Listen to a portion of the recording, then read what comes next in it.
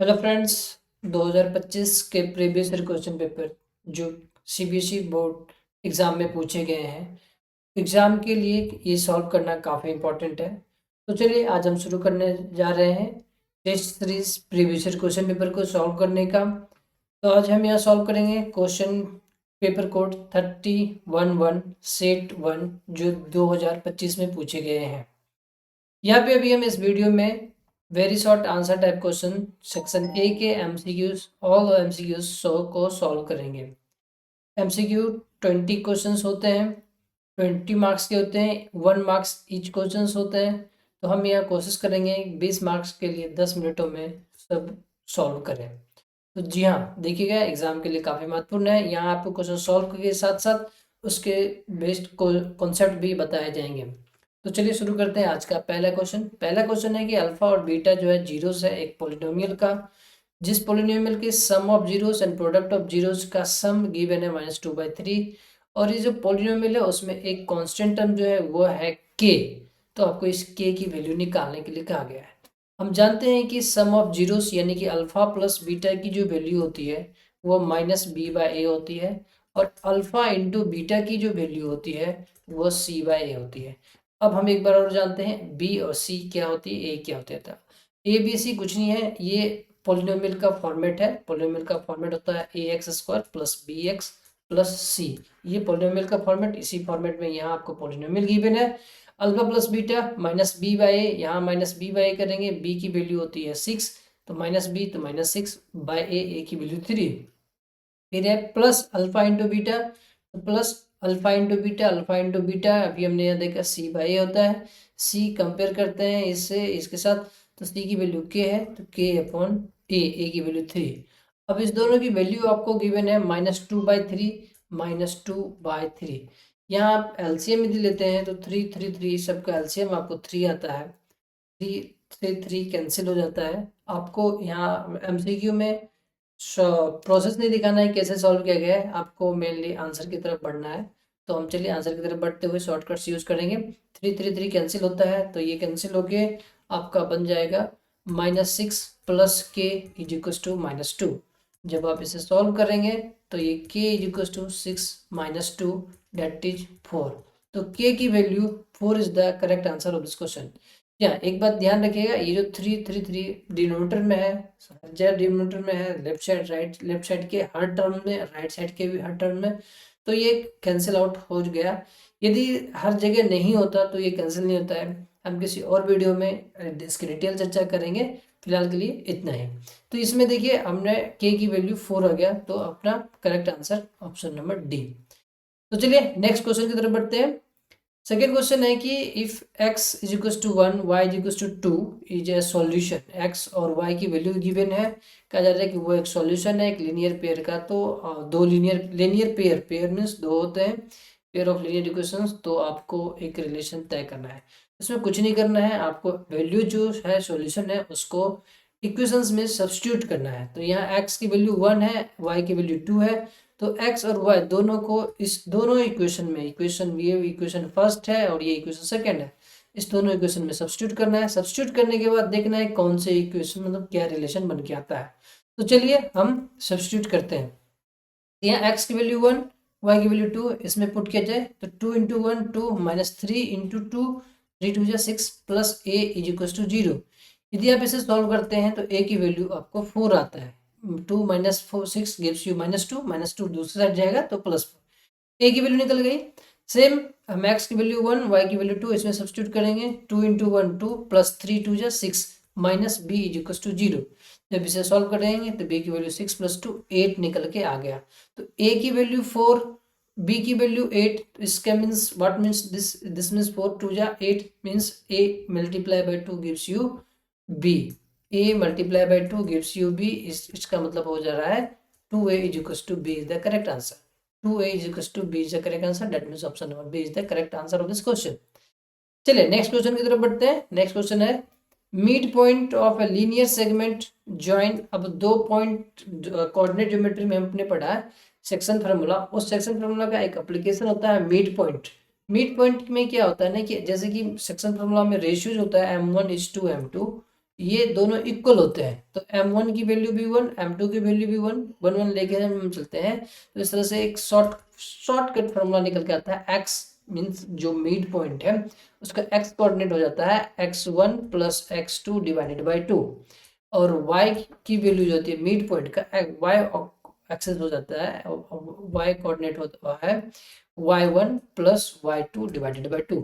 यदि इस तरह से हम सॉल्व करेंगे तो पहला पॉइंट यहाँ P है, दूसरा पॉइंट Q है, इस दोनों के मिड पॉइंट को निकालने के लिए तो मिड पॉइंट का x की वैल्यू जो हो जाएगा x1 प्लस x2, x1 की वैल्यू -4 y और x2 4, तो -4 प्लस 4 डिवाइडेड बाई 2, जब इसे सॉल्व करेंगे तो ये आएगा 0। तो मतलब मिड पॉइंट का x की वैल्यू 0 आए। अब हम देखते हैं y की वैल्यू क्या आता है। तो y is equal to 4 plus 6, 4 plus 6 sorry 5 plus 6 करेंगे तो ये 5 प्लस 6 करेंगे तो 11 होगा। 11 डिवाइडेड बाई 2 करेंगे तो डेट गिव्स यू 11 बाई 2। तो y की वैल्यू 11 बाई 2 है, तो क्या इसमें से क्या हो सकता है आंसर। देखिए आपके पास ऑप्शन दिया गया है ओरिजिन। ओरिजिन तो नहीं हो सकता क्योंकि ओरिजिन की वैल्यू, ओरिजिन होने के लिए x0 y0 दोनों होना चाहिए। अब यहाँ क्या है कि क्या ये x एक्सेस हो सकता है। जी हाँ, देखिए समझने वाली बात है। यदि ये हम कोऑर्डिनेट देखें तो ये अपना x y एक्सेस होता है, ये y एक्सेस है, ये x एक्सेस। x एक्सेस में कोई पॉइंट लेते हैं तो यहाँ पे x की वैल्यू कुछ ना कुछ हो रही है, पर y की वैल्यू हर पॉइंट के लिए 0 होती है। क्या यह y के लिए हर पॉइंट पे 0 है? नहीं। तो यहाँ ध्यान रखिए, एकदम सिंपल सा आंसर है। यदि किसी पॉइंट की वैल्यू x 0 है तो वो y एक्सेस है, y 0 है तो x एक्सेस है, और दी x y दोनों 0 है तो वो ओरिजिन है। यहाँ x 0 है तो ये y एक्सेस है। तो correct answer option number B. चलिए नेक्स्ट क्वेश्चन की तरफ बढ़ते हैं। नेक्स्ट क्वेश्चन है अपना theta if theta is an acute angle of 7 plus 4 sin theta is equals to 9, then find the value of theta।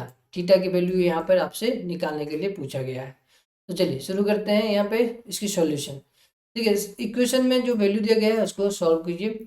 Simple सा इक्वेशन है, 7 plus 4 sine theta is equals to 9। 7 को दूसरे साइड ले जाइएगा तो 4 sine theta is equals to 9 minus 7 होगा। अब जब इसे सॉल्व करते हैं sine theta is equals to 2/4, 2/4 solve करते हैं तो ये 1/2। अब आपको ध्यान रखना है कि 1/2 साइन की किस वैल्यू के लिए 1/2 होती है। तो आपको कुछ नहीं पता तो इसके लिए भी हमने आपको एक शॉर्टकट ट्रिक एक स्पेशल वीडियो में बता रखा है कैसे वैल्यू निकाल सकते हैं। तो साइन 30 डिग्री की वैल्यू 1/2 होती है, साइन 30। तो theta is equals to 30 degree is the correct answer. चलिए क्वेश्चन नंबर 5 की ओर बढ़ते हैं। The value of tan square theta minus 1/cos theta into sec theta की वैल्यू क्या होती है, इसको निकालना है। देखिए टेन स्क्वायर थीटा इसको हम लिख सकते हैं sine square theta upon cos square theta. Yes जी हाँ, जब ट्रिग्नोमेट्रिक आइडेंटिटी का कोई सॉल्यूशन हो तो उसको साइन एंड कॉस में ब्रेक कीजिए, देन सॉल्व कीजिए तो आसान हो जाएगा। अब देखिए 1/cos थीटा है, ये सेक थीटा है, सेक थीटा करेंगे तो 1/cos थीटा होगा, 1/cos 1/cos 1/cos स्क्वायर हो जाता है। यह एलसीएम लेंगे 1/cos है दोनों साइड तो एलसीएम आएगा cos स्क्वायर, ऊपर में साइन स्क्वायर है तो ऊपर साइन स्क्वायर ही रहेगा, साइन स्क्वायर थीटा, और ये -1 ही देगा क्योंकि cos square divided by cos square gives you 1, 1 multiply by 1 gives you 1। तो देखिए साइन स्क्वायर थीटा -1 क्या होगा, तो ये होता है -cos स्क्वायर थीटा। जी हाँ, क्योंकि एक आइडेंटिटीज है, आइडेंटिटी क्या कहता है sign square theta plus cos square theta की वैल्यू 1 होती है। तो यहाँ से जब ये इस साइड आएगा तो ये दूसरे साइड जाके -cos स्क्वायर बनता है, तो ये -cos स्क्वायर, ऊपर -cos स्क्वायर नीचे cos स्क्वायर थीटा है, एक तरह से कैंसिल ये होके क्या दे रहा है आपको -1। इसका correct answer option number C -1। Question 6, यहाँ पे आपको HCF ऑफ 98 एंड 28 गिवन है, M LCM 98 28 गिवन है, N तो आपको n-7m की वैल्यू पूछा जा रहा है। देखिए n-7n की वैल्यू पूछा जा रहा है, आपको इसमें HCF और LCM निकालना है, देन उसको सॉल्व करना है। तो देखिए कैसे करेंगे, तो यहाँ पे आप 98 है, 98 को ब्रेक कर सकते हैं इसके प्राइम फैक्टराइजेशन के रूप में। तो चलिए लेट्स स्टार्ट करते हैं। 2 2 4 जा 8, 19 2 40 जा 19, 7 7 जा 49। 28 को करते हैं 2 2 1 जा 2, 2 4 जा 28, 2 7 जा 14। तो ये 98 की वैल्यू को हम लिख सकते हैं 2 इंटू 7 इंटू 7, 28 को लिख सकते हैं 2 इंटू 2 इंटू 7। अब हम यदि हाईएस्ट कॉमन फैक्टर की बात करें तो जो दोनों में कॉमन हो, तो जो फैक्टर दोनों में कॉमन हो, एक 2 कॉमन है, दूसरा 7 कॉमन है, तो 2 7 या 14, 14 हो गया एचसीएफ। एचसीएफ यानी कि एम, एम की वैल्यू हो गई है अपना, एम की वैल्यू हो गई है 14। अब चलिए दूसरा एन निकालते हैं, एन क्या होगा, एलसीएम, एन क्या है, LCM, LCM means lowest common multiple. जो कॉमन है उसे तो लिखना ही है, जो कॉमन नहीं है उसे भी लिखना है। तो इस मीन्स ये 2 और ये 7 तो ऑलरेडी हमने एलसीएम में, एचसीएफ में ले ही रखा है 14। तो अब ये जो बच रहा है 7, ये 7 भी आएगा, और ये बच रहा है 2, तो ये 2 भी आएगा। तो 14 इंटू 7 इंटू 2, ये इसकी वैल्यू हो जाएगी इसकी एन की। देखिए यहाँ पे आपको कैलकुलेशन नहीं करना है, स्मार्ट मेथड अपनाना है, क्योंकि टाइम सेव करना है, और ये एमसीक्यू है, इसमें सॉल्यूशन प्रोसेस नहीं, आंसर देखा जाएगा। तो देखिए एन की वैल्यू ये है, एम की वैल्यू है, तो अभी क्या कर रहा है कि एन तो एन जैसे है एज इट इज रहने दीजिए, बट एम, एम में 7 मल्टीप्लाई कीजिए, तो ये एम है, एम में आप मल्टीप्लाई 7 कर दीजिए, तो देखिए ये एम में यदि 7 मल्टीप्लाई करता है तो ये सब के सब सेम आ जाता है, कॉमन आ जाएगा। बचेगा क्या, n माइनस 7m, तो n की वैल्यू क्या है 2 माइनस 1, तो 2 माइनस 1 करेंगे तो 1 होगा, 1 इंटू 7 इंटू 14, ये आपका करेक्ट आंसर होगा। 7 को 14 से मल्टीप्लाई कीजिए, क्या होता है, 7 को 14 से मल्टीप्लाई कीजिएगा तो ये देखिए 98, 7 2 जा 14, 14 7 जा 98, तो इसका करेक्ट आंसर है ऑप्शन नंबर सी, 98। चलिए इसी तरह से नेक्स्ट क्वेश्चन की तरफ बढ़ते हैं। नेक्स्ट क्वेश्चन कहा जा रहा है कि to the tangent drawn at the extreme of a diameter of a circle are, yes, आप ध्यान से देखिए, ये एक सर्किल है, सर्किल पे को हम एक डायमीटर ड्रॉ कर, पहले डायमीटर लेते हैं, ये डायमीटर है, टेंजेंट ड्रॉ करना है डायमीटर के एक्सट्रीम पॉइंट पे, तो टेंजेंट ड्रॉ करेंगे तो ये टेंजेंट और ये टेंजेंट, देखिए ये क्या होता है ना, ये लाइन और ये लाइन आपका पैरेलल हो जाता है, तो इसका सिंपल सा आंसर है option number A, parallel. Question 8 की तरफ बढ़ते हैं। In a triangle A B C and D E F आपको दिया हुआ है, तो आपको बताना है कि ये ट्राइंगल क्या है। तो देखिए कॉन्ग्रुएंट और सिमिलरिटी के बारे में हम बात करते हैं, तो कॉन्ग्रुएंट और सिमिलरिटी में दोनों थोड़ा सा अंतर है। सिमिलर में क्या होता है ना कि साइज बड़ा छोटा हो सकता है, बट उसके एंगल की रेशियो, एंगल इक्वल होना चाहिए, और उसके करस्पॉन्डिंग साइड की रेशियो सेम होनी चाहिए। तो अभी देखिए यहाँ पे यदि हम साइड की बात करें, तो कि एक साइड के बारे में रेशियो में दिया गया है कि ये इक्वल नहीं है, क्योंकि A B equal to 3 times of D दे देगा, इसका मतलब इक्वल नहीं है। यदि इक्वल नहीं है तो इसका मतलब है कॉन्ग्रुएंट नहीं होगा। तो सिंपल सा एक एलिमिनेशन करते हैं, जिसमें कॉन्ग्रुएंट नहीं होगा वही आंसर हो सकता है। तो यहाँ देखिए कॉन्ग्रुएंट है नहीं, ये आंसर गलत, कॉन्ग्रुएंट है नहीं, ये आंसर गलत, नाइदर। अब यहाँ पे फट रहा है, यहाँ फंस रहा है मामला, क्योंकि कह रहे हैं कि कॉन्ग्रुएंट भी नहीं है, सिमिलर भी नहीं है। तो हम सिमिलर है या नहीं ये तो हम देखते हैं, पर कॉन्ग्रुएंट तो नहीं ही होगा, ये तो श्योर है। अब इस दोनों में से कोई ऑप्शन होगा, तो देखिए क्या होगा। अब सिमिलरिटी की तरफ बढ़ते हैं, तो सिमिलरिटी में हमारे पास ट्रिग्नोमेट्री में हम जब चलते हैं तो हमने पढ़ा है कि दो ट्रायंगल के यदि दो एंगल इक्वल होते हैं, पहली बात तीनों एंगल इक्वल हो तो ए के द्वारा वो सिमिलर होते हैं। यदि दो एंगल इक्वल है तो बाय डिफॉल्ट तीसरा एंगल भी इक्वल हो जाएंगे। एंगल सम प्रॉपर्टी जानते हैं, sum of all angles of a triangle is equal to 180 degree. यदि दो इक्वल है तो थर्ड भी इक्वल ही होंगे। इस वजह से यदि दो एंगल इक्वल है, जो कि यहाँ पे आपको दिखाया गया है, तो तीसरा भी इक्वल होता है, तो इसलिए ए से यह सिमिलर हो जाते हैं। तो सिमिलर है बट कॉन्ग्रुएंट नहीं है, तो option number D is the correct answer this question. Question number 9 की तरफ बढ़ते हैं। यहाँ पे -1 की पावर n प्लस -1 की पावर 8। अब देखिए ये क्वेश्चन एकदम लॉजिकली सोचने वाली बात है। ये एक माइनस है, मीन्स एक नेगेटिव नंबर है, 1 है, दो नेगेटिव, यहाँ भी नेगेटिव, तो सबसे पहले ये बात कीजिए, ये इसकी वैल्यू क्या होगी, -1 की पावर 8। तो ध्यान रखिए माइनस माइनस हो या कोई भी नेगेटिव हो, नेगेटिव नंबर की पावर यदि इवन होती है तो उसका आंसर हमेशा पॉजिटिव में आएगा। जी हाँ, -1 की पावर 2, माइनस माइनस प्लस, तो +1 हो जाएगा। -1 की पावर 4, तो minus minus plus, plus minus minus, minus minus plus, तो प्लस में आ जाएगा। तो माइनस की पावर, नेगेटिव नंबर की पावर इवन हो तो आंसर पॉजिटिव में आएगा। यदि नेगेटिव नंबर की पावर ऑड में हो तो आंसर नेगेटिव में आएगा। जी हाँ, यदि नेगेटिव नंबर की पावर ऑड हो तो आंसर नेगेटिव में होगा। तो अब देखिए यहाँ पे आपको समझने वाली बात है कि दो नंबर्स दिए हुए हैं, दोनों का सम 0 दिया गया, तो ये कब पॉसिबल है। तो देखिए दो नंबर है, दोनों का सम 0 है, इसका मतलब दोनों की न्यूमेरिकल वैल्यू बराबर होगी बट साइन अलग अलग होंगे। तो अब हम यहाँ देखते हैं -1 की पावर कुछ भी डाल दिया जाए तो उसकी वैल्यू 1 ही होगी। जी हाँ, -1 की पावर कुछ भी डाल दिया जाए एंड यहाँ पे कोई भी नंबर डाल दिया जाए, कोई भी रियल नंबर, तो वैल्यू 1 ही होगी, क्योंकि -1 मल्टीप्लाई बाय एनीथिंग करेंगे तो 1 ही होती है। तो अब यहाँ देखिए -1 की पावर 8 है, तो इसकी वैल्यू तो 1 होगी। अब चूंकि ये इवन है तो +1 ही रह जाएगी, तो ये +1 दे दिया आंसर, ये प्लस है तो प्लस ही रह गया। तो इसका मतलब ये इधर जो अपना -1 होना चाहिए, तभी तो 0 होगा। और -1 होने के लिए n की वैल्यू ऑड होना चाहिए, तो इसमें से क्या आंसर आएगा, माइनस की वैल्यू ऑड होनी चाहिए। नेगेटिव इंटीजर पॉजिटिव इंटीजर कोई मैटर नहीं करता है, मैटर करता है इवन और ऑड, तो इसका आंसर है ऑड। तो correct answer is option number C, an odd number. अब कह रहे हैं 10वां नंबर में कह रहा है कि 2 पॉलिनोमियल्स गिवन है आपको। जी हाँ, ये एक पॉलिनोमियल का डायग्राम है और ये वाला दूसरा है। दोनों पॉलिनोमियल, एक डाउनवर्ड की तरफ है, एक अपवर्ड की तरफ है। डायग्राम दिए गए हैं। अब आपको करना है कि number of distinct zeros of both polynomial. देखिए, डिस्टिंक्ट जीरोस का मतलब होता है कि जो पॉलिनोमियल का ग्राफ है वो उसने एक्स एक्सिस को कितनी बार कट किया है, क्योंकि यदि पॉलिनोमियल जनरली उसमें वेरिएबल एक्स होते हैं, एक्स एक्सिस को जितनी बार कट करता है उतना ही उसको जीरो होता है। इस पॉलिनोमियल की बात करें तो ये एक बार ही कट किए, 2 बार कट किया, एक यहाँ और एक यहाँ। दूसरी पॉलिनोमियल की बात करें जो अपवर्ड डायरेक्शन में जा रही है, वो भी 2 बार ही कट करी। इसका मतलब जो है दोनों को यहाँ पे क्या पूछा, the number of distinct zeros of both polynomials. तो answer option number C, that is 2। Next question की तरफ बढ़ते हैं। Question number 11। क्वेश्चन 11 में आपको बताया जा रहा है, if the sum of first m terms of AP आपको गिवन है, सेकेंड टर्म आपको निकालना है।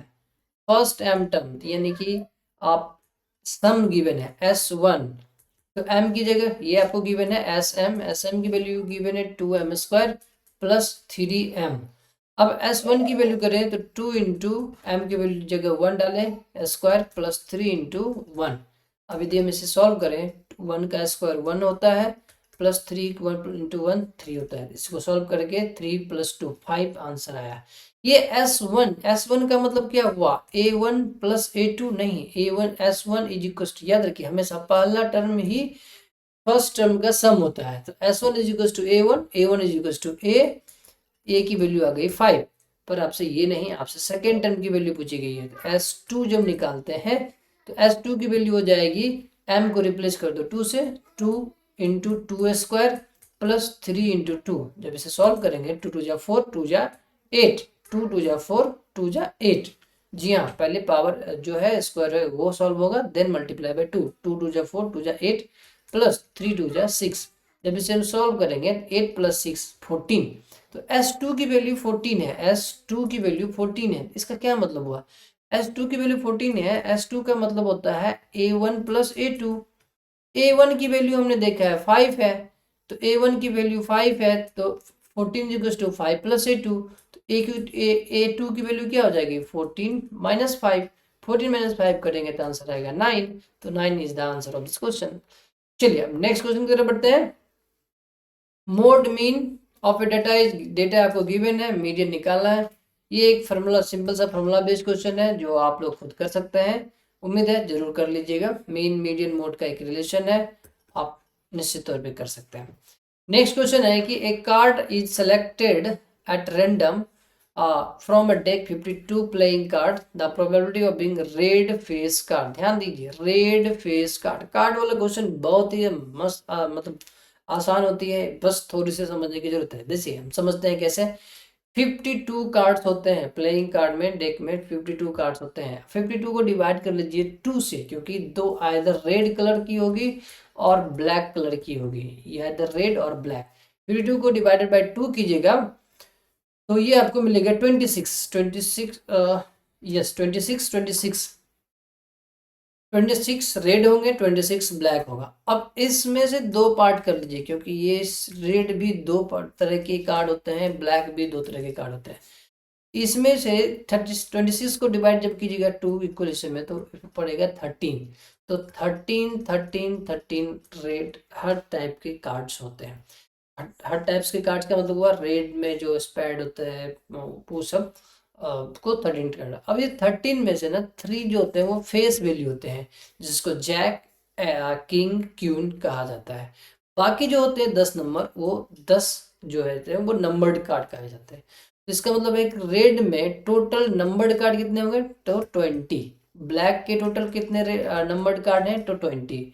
फेस कार्ड कितने होते हैं, तो फेस कार्ड यहाँ देखिए ये 30 है, तो 3 जो है इसमें फेस कार्ड और 3 यहाँ पे, तो रेड के फेस कार्ड हो जाते हैं 6, ब्लैक के रेड फेस कार्ड हो जाते हैं 6। तो अभी यहाँ देखिए रेड फेस कार्ड पूछा गया, तो रेड फेस कार्ड की number of red face card कितने होंगे, 3 + 3 6, और टोटल कार्ड्स कितने हैं 52। तो 6/52 जब करेंगे तो वही इसका आंसर होगा। क्या होता है हम करके देखते हैं। 2 से करते हैं, 2 3 जा 6, 2 2 जा 4, ये ऑब्वियसली 26 आएगा, 3/26 is the correct answer, option number D. चलिए 14 की तरफ बढ़ते हैं। Which of the following is rational number between √3 and √5। तो देखिए √3 और √5 की वैल्यू आप अप्रोक्सीमेट याद रखिए, और उसके बीच की जो वैल्यू होगी वही इसका आंसर होगा। तो देखिए पाई तो हो नहीं सकता है, और ये 2 भी नहीं हो सकता है, ये भी ज़्यादा है, इस दोनों में से ही क्यों ये ज़्यादा है, क्योंकि 2 जो होता है 4 का स्क्वायर रूट होता है, 4 का square root 2 point something, I think यही आंसर होने वाला है। एक बार आप ध्यान रख लीजिए, ये नहीं मुझे डी लगता है, तो वैल्यू डाल के आप कर सकते हैं। नेक्स्ट क्वेश्चन की तरफ बढ़ते हैं। क्वेश्चन नंबर 15 में आपको कहा जा रहा है, if a sector of a circle has an area given है और एंगल गिवन है, तो अब बताना है कि रेडियस क्या है। जी हाँ, ये सेक्टर है, तो देखिए सेक्टर ये ट्रायंगल होती है, ट्रायंगल में दिए हम ये सॉरी सर्कल में ये दिए हम ये 2 रेडियस ड्रॉ कर देते हैं, तो रेडियस के बाद ये जो वैल्यू होती है उसको हम सेक्टर कहते हैं। अब इस सेक्टर की एरिया निकालना होता तो क्या होता, तो ये सेक्टर में ये जो थीटा होता है ये थीटा एंगल हो जाती है, कि एंगल थीटा एंगल का सेक्टर बनाया जा रहा है, ये रेडियस है, अब ये सर्कल है। अब देखिए यदि थीटा की वैल्यू 360 डिग्री होती है तो पूरे सर्कल का रेडियस होता है πr²।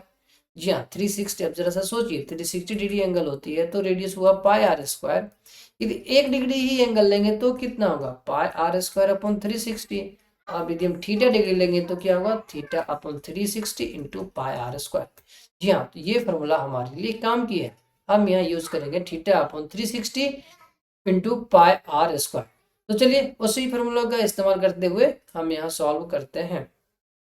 देखिए अब क्या है ना कि θ/360 × πr², तो थीटा की वैल्यू यहाँ पे आपको दे रखा है 72/360 × पाई, पाई की वैल्यू पाई ही रखना है, वैल्यू नहीं डालना है, r², ये जो भी आएगा इसकी वैल्यू आपको दे रखा है 40 पाई दे रखा है। तो देखिए पाई से पाई हो जाएंगे बाय, जी हाँ पाई से पाई हो जाएंगे बाय, और अब बचता है आपका r² की वैल्यू, ये 40 इधर आके 360/72। अब इसे सॉल्व करते हैं, सॉल्व करना आसान होगा। यहाँ पे देखिए 36 10 जा 360, 36 दूनी 72, ये देखिए ये 2 हो गया, 2 1 जा 2, 2 2 जा 4, 0 कैंसिल हो जाता है, ये आपका 200 होता है। r² की वैल्यू 200, जी हाँ r² की वैल्यू 200 है, ना कि r की वैल्यू 2 है। तो r² की वैल्यू 200 है, इसको यदि हम सिंप्लीफाई करें तो हम लिख सकते हैं r² = 2 × 100। अब ये जो 100 है इसको हम लिख सकते हैं 10 × 10, ये r² की वैल्यू 2 × 10 × 10 है, तो r की वैल्यू क्या होगा, √2 × 10 × 10। यहाँ यदि हम सॉल्व करें तो 10 10 पेयर में है, ये एक बाहर आ जाएगा, √2 बच जाएगा। तो 10 × 2 is the correct answer of this question. चलिए क्वेश्चन नंबर 16 की तरफ बढ़ते हैं।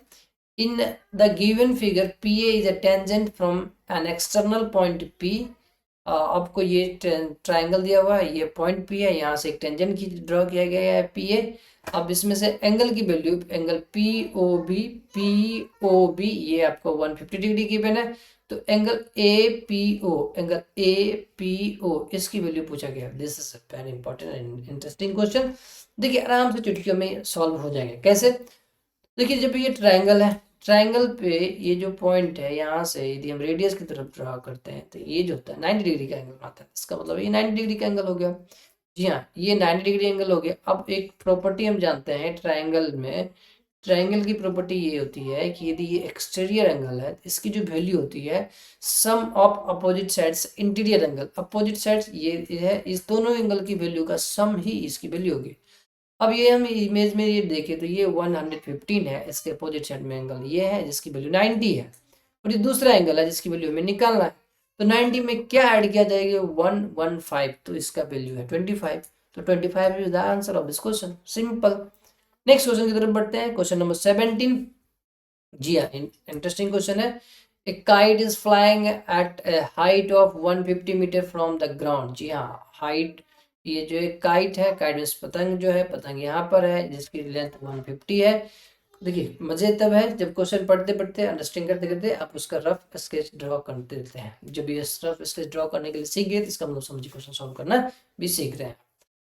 It is attached to a string inclined at 30 degree. अब यहाँ से ये बता दिया गया है जो कि 30 डिग्री के एंगल पर है। जी हाँ, इसकी वैल्यू कितना है, 30 डिग्री।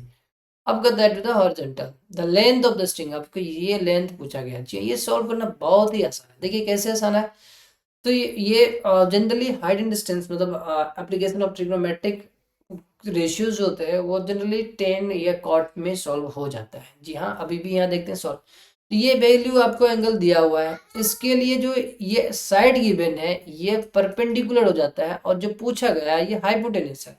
तो यहाँ 10 या कॉट काम नहीं करेगा। पी एंड एच की रेशियो जिसको हम साइन थीटा कहते हैं, sine theta P by H की जो वैल्यू होती है वो साइन थीटा होती है, ये यहाँ पे काम करने वाला। तो sine theta is to P by H, sine कितना, थीटा की वैल्यू 30 डिग्री है, तो साइन 30 डिग्री की वैल्यू पी मींस परपेंडिकुलर, इस एंगल के लिए परपेंडिकुलर, इसके अपोजिट साइड है 150 अपॉन हाइपोटेनस, ये आपसे पूछा ही गया, इसको हमने एच लिख दिया। अब साइन 30, अभी भी जस्ट अभी भी पीछे अभी बताया गया, sine 30 1/2, 1/2 is equals to 150 upon H. जब इसे हम सॉल्व करेंगे क्रॉस मल्टीप्लाई करेंगे, H is equals to 150 into 2 करते हैं, तो इसका सिंपल सा आंसर आता है 300 मीटर। इसका सिंपल आंसर 300। जी हाँ, angle theta is equals to 30 degree, theta is equals to 60 degree, 45 degree, ये सब इंपॉर्टेंट है, मोस्टली पूछे जाते हैं। 1030, 1060, साइन 30, 1045, तो ये सब आप जब प्रैक्टिस करते हैं तो याद हो जाता है, याद हो जाना चाहिए होगा। चलिए क्वेश्चन नंबर 18 की तरफ बढ़ते हैं। क्वेश्चन नंबर 18 क्या है, कहाँ, जी हाँ ये है क्वेश्चन नंबर 18। क्वेश्चन 18 कहा जा रहा है कि पीस ऑफ वायर जिसकी लेंथ जो है 20 सेंटीमीटर है is bent into the form of an arc of a circle of, अभी एक 20 मीटर की लेंथ है उसको एक रेडियस 60 अपॉन पाई के में बेंड किया गया है। एंगल ऑफ सब्सटेंस, अभी अब समझिए कि ये ऐसे इतना बड़ा लेंथ है, अब इसे बेंड किया गया। अब ये बेंड किया गया तो ये इतना ही बेंड हुआ, पूरा नहीं हो पाया। तो ये पूरा नहीं हो पाया क्यों, क्योंकि बस इतना ही ये रेडियस लेके बनाया गया है, ये रेडियस लेके बनाएंगे। यदि छोटा करता तो वो पूरा भी हो सकता था, इतना ही बनाएंगे। आपसे पूछा गया है कि ये जो एंगल है ना, ये एंगल, इस एंगल की वैल्यू कितनी है। तो सिंपल से कहानी है, जो लेंथ है ये लेंथ इस आर्क की लेंथ हो गई। अब वही कहानी, हम 360 डिग्री एंगल होती है तो हम टोटल ये जो लेंथ होता है यहाँ से लेके ऐसे घुमा देते हैं, जिसको सर्कमफ्रेंस करते हैं, ये हम कितना लेते हैं 360 डिग्री होती है तो हम लेते हैं पाई आर, 2 पाई आर।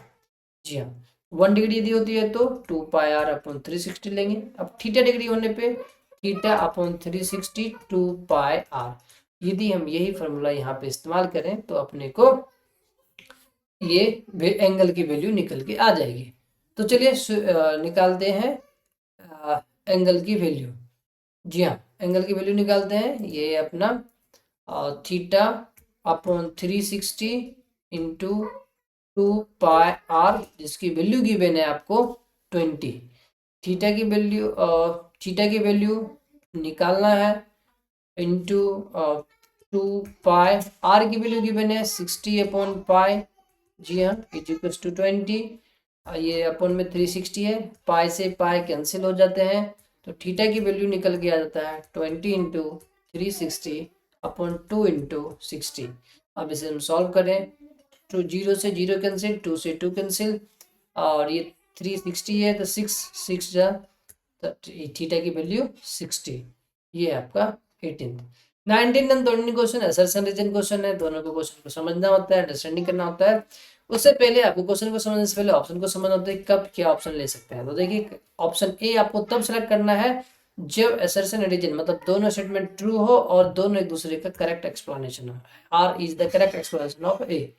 अब बी तब लेना है कि पहला ट्रू तो है बट एक्सप्लेनेशन करेक्ट नहीं है। सी तब लेना है जब पहला ट्रू है दूसरा फॉल्स है। डी तब लेना है जब असर्शन फॉल्स है एंड रीजन ट्रू है। तो चलिए इसी के साथ हम यहाँ पे देखते हैं the probability of selecting A number random from 1 and 20 is 1। देखिए 1 से लेकर 20 तक के बीच को कोई नंबर निकाले तो क्या उसकी प्रोबेबिलिटी 1 होगी? जी नहीं, बिल्कुल नहीं हो सकती। किसी की प्रोबेबिलिटी 1 होने का मतलब वो है कि वो डिफिनिट इवेंट है, मतलब वो फिक्स है कि वही होगा। जी हाँ, किसी भी इवेंट की प्रोबेबिलिटी 1 है मतलब वो होना ही तय है। अब 1 से 20 तक में सेम नंबर नहीं है, डिफरेंट डिफरेंट नंबर है, तो फिक्स नहीं है 1/20। तो ये गलत हो गया। यहाँ ही हमारे को सॉल्यूशन आ चुका है। कैसे? क्योंकि assertion is false only in option number D, तो 19 का option number D is the correct answer. जैसे आप आगे बढ़ना चाहें तो यहाँ देख सकते हैं कि फॉर एन इवेंट ई यदि प्रोबेबिलिटी 1 है तो इसका मतलब वो श्योर इवेंट है। जी हाँ, निश्चित है। अभी हमने एक्सप्लेन भी किया। 19 देखते हैं कि यदि if we join two hemisphere, जी हाँ, हमें दो हेमिस्फीयर को ज्वाइन कर दे along their basis then we get a sphere. जी हाँ, यदि ये हेमिस्फीयर है इसके बेस को ऊपर से ऐसे कर दे तो हम ये स्फीयर प्राप्त कर सकते हैं। लेकिन इसके लिए जो कंडीशन है, if we join two hemisphere of same radius, radius same होना चाहिए। रेडियस सेम नहीं होगा तो फिर वो कवर नहीं करेगा, कंप्लीट स्फीयर नहीं बन पाएगा। तो इसने कंडीशन भी दे दिया है तो इसका मतलब ये असर्शन सही है। अब रीजन, ये तो आपको फार्मूला बेस्ड क्वेश्चन है। Total surface area of a sphere of radius r is 3πr² होता है। यदि होता है तो भी समझने वाली बात है, इस r is not correct explanation of a। जी हाँ, r is not correct explanation of a। तो ये हमारा एक ही ऑप्शन है जो अपना ऑप्शन नंबर बी है। Option number B is the correct answer of this question. तो ये थे सॉल्यूशन। सॉरी, आप थोड़ा सा टाइम स्ट्रेच हो गया, बट मैं कोशिश कर रहा था एक्सप्लेन करने के लिए, तो शायद इसलिए एक्सप्लेन थोड़ा सा टाइम बढ़ गया। यदि और फास्ट करेंगे तो 20 question with in 15 minutes, 20 minutes तो सॉल्व हो ही जाएगा। चलिए नेक्स्ट डे और भी मिलते हैं। पढ़ते रहिए, बढ़ते रहिए, एक दूसरे के साथ लिंक शेयर कीजिए ताकि दूसरे को भी भला हो, आपका भी भला हो। All the best.